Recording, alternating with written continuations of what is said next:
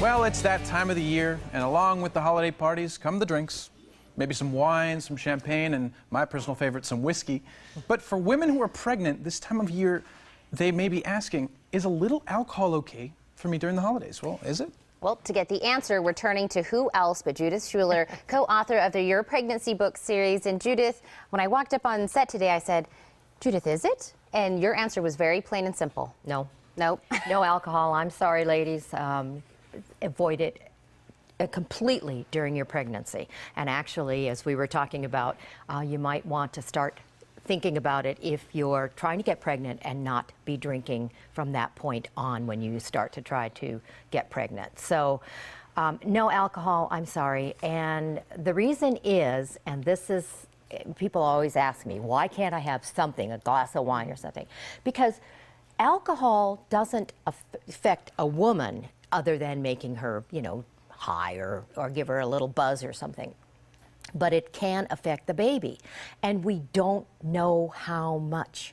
We've never been able to establish that, X amount of alcohol will cause this. I mean, we know that with vitamins and things like that, if over a certain dosage, it can cause problems. But we don't know that with alcohol. So that's why we have to say, and the American Congress of Obstetricians and Gynecologists, this is their guideline, no alcohol during pregnancy. Is it a myth then? Because I think I've heard that they said that certain red wines you're okay to drink during pregnancy. Is that a myth? That's a myth. Okay. That's a myth because we don't know how much. Some women have been able to drink especially my mother's age group, when I was born many years ago, they didn't have these warnings and they drank and most of the babies were okay.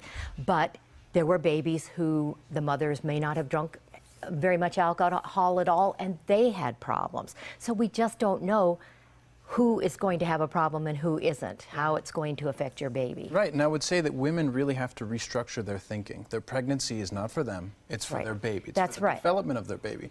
And so how does it affect the baby exactly? Well, if you, we know that moderate amounts in some women of alcohol can increase your miscarriage risk. And more excessive, I don't want to say excessive, but higher amounts of alcohol can cause physical and mental problems in your baby because alcohol affects the central nervous system of a baby. And so it can cause, we were talking fetal alcohol syndrome and fetal alcohol exposure.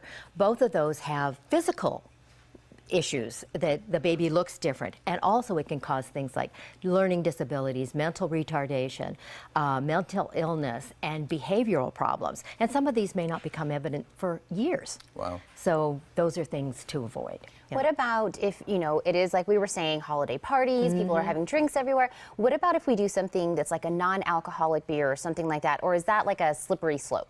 That's a very good point, because people say, oh, non-alcohol, so it's okay to drink.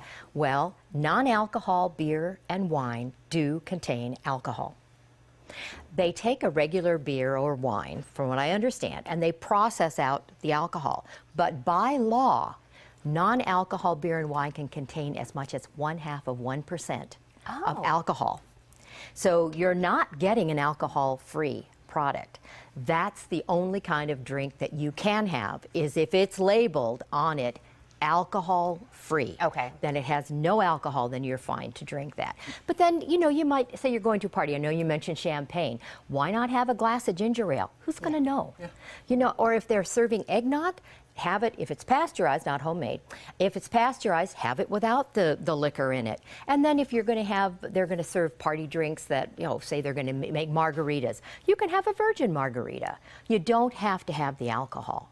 But those are things that, you can try to substitute and kind of pull the wool over people's eyes. If you feel uncomfortable not having a glass of champagne, have a glass of ginger ale. Well, it's still feeling social. It's a change of lifestyle. You're having a kid, act like it, right? But it's only for 9 months. Right. And that's the best thing you can do is for your baby is give it the best start it can get. And that's one of the reasons. I agree. Well, Judith, it's always good to have you on. Thank you so much. Thank you so much. See you soon, okay? Okay. If you want to learn more about your pregnancy, just go online to yourpregnancybook.com.